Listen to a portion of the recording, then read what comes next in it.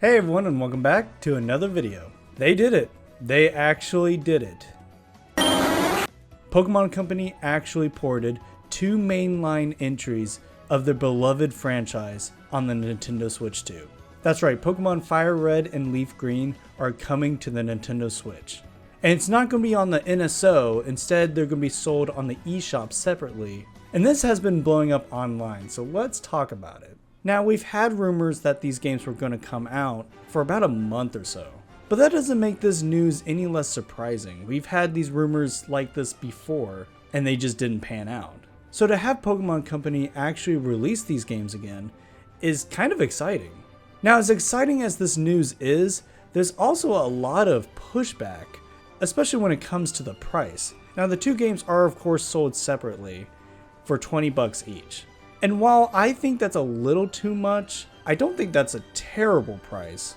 It's been so long since I've personally played FireRed, so paying $20 to play it on my Switch 2 sounds pretty exciting to me. What I am concerned about with the price point is that what are the other games going to be like? If they keep re-releasing, these classic mainline games, what are the DS games going to be like? Are they going to be $25, $30? How far is this price point going to go up? Because if it's $20 up until the DS era, I think that's pretty solid. Now, the Pokemon Company did come out and say that there's no other announcements on future titles like this. So we actually don't know if they're going to re-release these other Pokemon games in the future. Personally, I don't think that's the case. I think they're going to continue this. Whether or not it's like a yearly thing or if they're going to actually pump these out at a decent rate, that's all a different conversation. Because we all know how Pokemon Company is. And the fact that it took this long to get FireRed and LeafGreen on a modern console is very telling. It could be another year or so until we get Generation 3 with Pokemon Ruby, Sapphire, and Emerald. And because those are Game Boy Advance games, I see that being around the same price, $20. Thankfully, we get some more information on these games on the FAQ on Nintendo's website.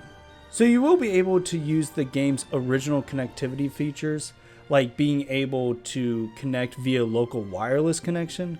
However, it does say online play is not supported. Unfortunately, that sucks.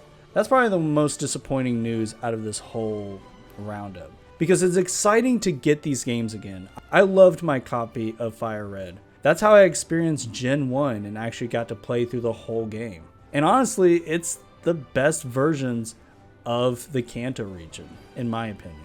I know there's the Let's Go games, but I really don't care to go back and play those games, even though I enjoyed them at the time. But it's nice to have a traditional classic Pokemon game on the Switch. Also, it's worth pointing out that Pokemon Blue and Red aren't going to be coming to the Nintendo Switch, at least at the time of this recording. They don't seem to be interested in porting those games, because in their own words, they basically said that FireRed and LeafGreen are the best versions of said games. And while I agree with them, I kind of wish that they would still re-release Red and Blue. It just seems weird to me to just leave those games out, even though FireRed and LeafGreen are technically the superior versions. Now, because these are the original games, basically unchanged from their original release, we do have different language versions of these games. Instead of just rolling all the languages into one game and being able to select it in-game, they were releasing separate versions, which, I don't know, I feel like they could have just added the multiple languages into one game. I get that they want the games to remain unchanged, but I think that's a quality of life feature. Not even a quality of life feature. That's just a feature that nobody, I think, in this world will be upset about. Also, FireRed and LeafGreen are just digital games only. There's not going to be any physical release of these games. However, Japan does have this kind of cool collector's edition, which has physical boxes and stuff. But the games are still going to be digital, which we kind of expected. Now, there is some confusion on why these weren't just released on the NSO, and I think one of the major reasons is the compatibility with Pokemon Home. While it's not going to be there for launch, but I guess it is coming out soon for these titles, so players can trade to Pokemon Home. Now, what I haven't been able to confirm is if you're able to trade Pokemon from Pokemon Home to FireRed and LeafGreen. Like, I'm assuming you're going to be able to transfer the Pokemon from these titles to Pokemon Home, but can you do it vice versa? Not quite sure on that part, but at least there is going to be some compatibility with Pokemon Home. And yeah, it's so weird because this would have been a huge hit during the Pokemon Presents that's going to be next week, but instead we get this huge announcement at like 4 o'clock in the morning.